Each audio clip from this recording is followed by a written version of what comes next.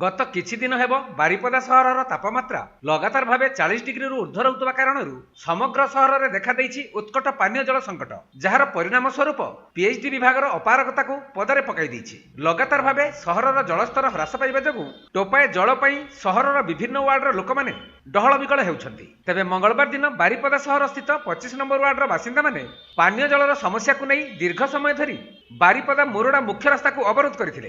वार्डर शताधिक पुरुष और महिला माने रास्ता उपरे गगरा और बाल्टी धरी बसी रहिथिले।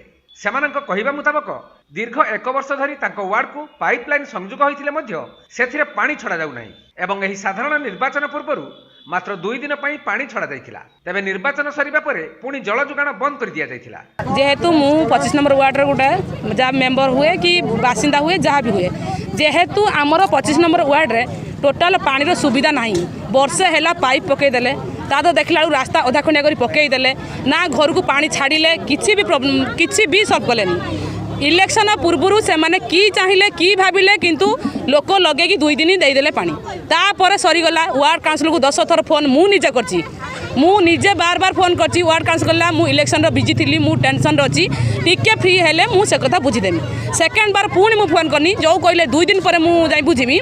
2 दिन पर पुणी मु कॉल कली जेहेतु वार्ड काउंसिल कौन कहले ना मु बंधु घर आसी बंधु घर फेरी सारा मु पुणी थे बुझीमी। तापर देखला नेक्स्ट थर आउ ताकू कॉल कराला नहीं। जेहेतु जनकर दबार इच्छा थिले से निजे आमुक देई थांता किछि पाइबार हेले से चाहिए किछि दबा पई किंतु वर्तमान आउ चाहू नांती। वर्तमान पिला छुआ माने बहुत हैरान होचन पानी पई। रास्ता भी गोटे भी भलो नाही, ता संग देखला किछि बुझिबा नाही, लाइट भी खुंटरे नाही। जेहेतु सेइति पई हमर ए माने समस्त कहले चलो सेट घेराव करबा तापर हम कथा बुझिले हम उठिबा न उठिबानी। एमिति सेठी घरे रहिले भी जीवन जीव पानी पई, एमिति रास्ता पर जीवन जीव। तेणु घटनास्थल में पुलिस और पीएचडी एसडीओ पहुंची आसंता 2 दिन मध्य समस्यार समाधान करेंगे बोली वार्डवासी को प्रतिश्रुति देते कैमेरा सम्मुख में कौन प्रतिक्रिया न दे चली जाते। ठीक सेहीपरि किछि दिन पूर्व मधुबन अंचल शताधिक पुरुष और महिला माने पानीय जल समस्या पीएचडी अधिकारी को देखा करने सह जल संकटर समाधान दाबीपत्र देते। मयूरभंजरू बिजु सिंह सह संतोष बरजंक रिपोर्ट कोणार्क लाइव।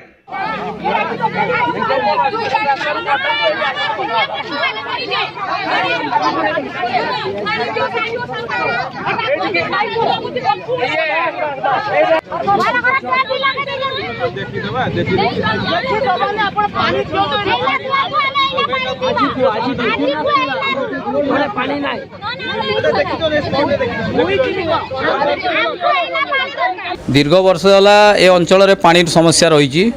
दीर्घ वर्ष आम अभियोग कर आज को 4-5 वर्ष है अभियोग माने आमर परिसमाप्ति घटी। एथिमाई आम पीएलए अदालत में विरोध में गोटे मकद्दमा करूँ। खाली गोटे भाईबंदी हिसाब से आम ताकू कंप्रोमाइज करनेलु तो भी आमर समाधान वर्तमान सुधा होना। सरकार अमृत योजना कोटी कोटी जो योजना से कोटी कोटी टंकार तार सुफल आम आज पर्यंत पाइपारि ना। बारंबार अभियोग करने सत्वे आम टपे पीवाई पानी पाऊना। तेणु ए संबंध में आम बारंबार अभियोग शुणैला से जेते न शुणिले आम निर्वाही अधिकारी को आसी अभियोग देवाई जाइलु किंतु से आज अनुपस्थित थिबारु आम एसडीओ महाशय को आसी आम बस्ती बासिंदा एवं हुड़को कॉलोनी बासिंदा समस्ते आसी आज तांको आम अभियोग देलु। यदि यार तुरंत समाधान करा न जाए तमें आम आम आईनात्मक आंदोलन को अमान्य आंदोलन भीतर परिणत करूँ एवं विभिन्न टांकी जो आमर सप्लाई कर पानी ताको आम बंद करूँ। आ दुखर विषय यह हूँ आम 7 नंबर एक पुराना माने पंप हाउस थिबा स्थले से माने आमको 8 नंबर वार्ड रू पानी दौरान 9 नंबर वार्ड रू पानी दौरान किंतु आम 7 नंबर वार्ड रो पानी को कहा स्वार्थ से माने अन्यत्र सप्लाई करुँचा आम बुझीपारना।